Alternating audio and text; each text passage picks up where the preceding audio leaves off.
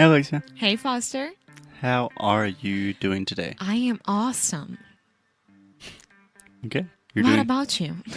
I'm doing good. Doing good. I don't know if I'd say awesome.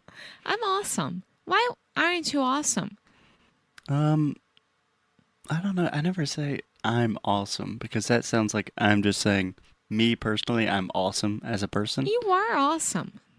Okay, you are super positive today, Yes, I am. which is unfortunate because today we are talking about the negative aspects of the gig economy, and that is where we work. So you need to take down your awesomeness a little bit and add a little humility. I'm sorry. That's okay. So let's talk about the cons. Just bad timing, yeah. Pros and cons. We've talked about the pros. With the gig economy, you have a lot more freedom, flexibility, more creativity, more opportunities to learn new things. What about the bad things? Alexia, where do you want to start? I think I want to start with the part that you had to create your own discipline and you don't have a routine, which is which is very, very hard.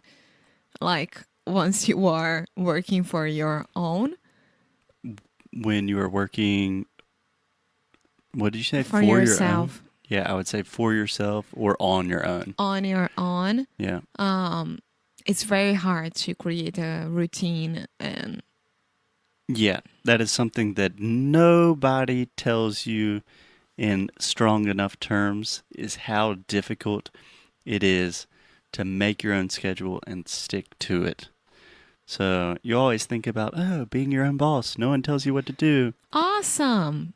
Yeah. And a lot of times it is awesome. You know, I can work really hard. I can make my own schedule. If I need to stop for a day or something, I can. But for like a couple weeks, that's awesome. But doing that for a few years, it's really, really hard. Yes, it is. So either you had to wake up and tell yourself like it's a work day, I'm gonna start working at 9 a.m. and I'm gonna finish at, I don't know, 3 o'clock in the afternoon when I'm going to yoga class.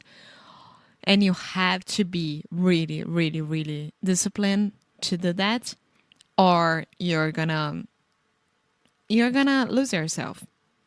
Yeah, yeah. You know what? A very common thing that a lot of freelancers or, people that have their own businesses and work from home, a lot of people will put on normal business clothes, like a suit and a tie or a nice shirt, and then they go into their home office at 9 a.m.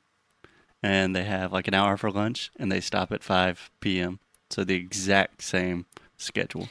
What I'm very bad at is like to wake up and start working with my pajamas and never change for like a workday clothes. So I've been trying to change that because I think it like there's a button in my mind that it says, okay, it's work time, it's not pajamas time. Yeah, the struggles and difficulties in the life of Alexia. Should I get out of my pajamas today? But it is important. It shows how serious you are about your job. I think that shows a very minimal level of For seriousness. me, it's important. Okay, cool. We will talk a lot of episodes about productivity, how to really maintain routines and that kind of stuff. But for now, I think it is enough to say that it is really, really hard to make your own routine, to finish products or be productive, to finish projects, to finish, to finish, to, to finish projects. To do all of that on your own is hard as shit. It's very hard. Yeah.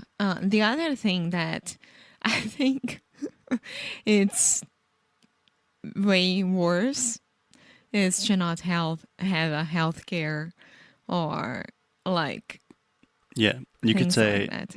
The to benefits, yeah, you could say not to have a healthcare plan or not to have healthcare the or access to perks. healthcare. Yeah. Yeah, so benefits, perks. So most companies, at least in the US, will be required by law to provide you with certain benefits, like health care, like insurance for certain things. Dental care. Dental care is not required in the U.S. That's awful. Yeah, going to the dentist in the U.S., It's way, way, way expensive than in Brazil. it's like $500 every time I go to the It's dentist. ridiculous. Yeah. Yeah, that sucks. That's mean- why your dentist has a huge house.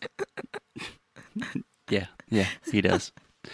Yeah, it is kind of a scheme, but yeah, not having those benefits is a huge problem for a lot of people, because if you're driving an Uber and you're trying to start your Etsy dog store and all of these things, and then you get sick and you don't have health insurance, Who takes care of you? And here in the United States, like there is no public health system.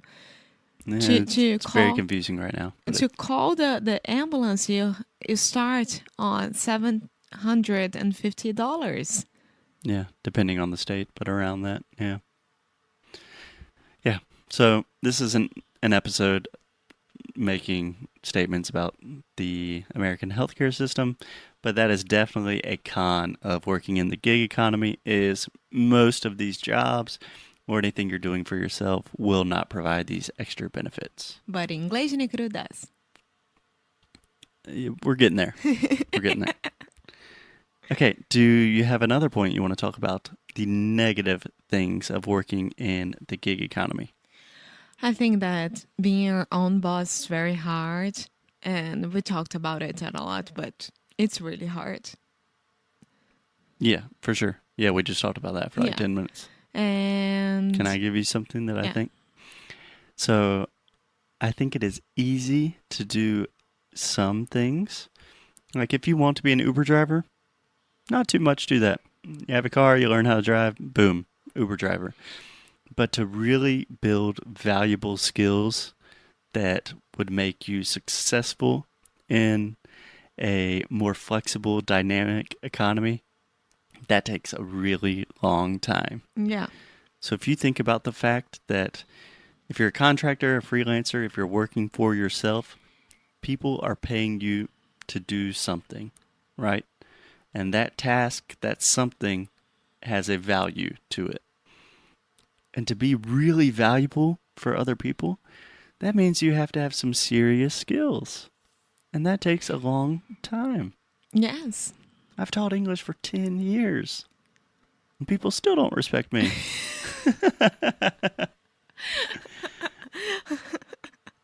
They do, amor. They do. Yeah, but I'm just saying that building these skills, like, how long have we been recording podcasts? A few years? Do you know how, which are our new skill that people are talking about? What is our new skill that people are talking about? Yeah. No. O casal mais chipado do Spotify. Chipado quer dizer o quê? Chipar is like that everyone wants them to be together, that everyone like looks at as an example and things like that. This is our new skill. Who said that? We get this on Instagram a lot. Que somos chipados? Uh-huh. That people are like, oh, they have such a great relationship? Yeah. Do they listen to the show? Are you kidding me? We just had an argument on air about you not getting out of your pajamas. How is that chipado? Okay, guys, I think that is a great place to end. We will continue our series on work and talk about some really cool things like productivity, multitasking, how to be efficient, how to be creative, all of these things in the future episodes. Yes, and I have class right now. Okay, go to class. See you guys soon. Beijo. Bye.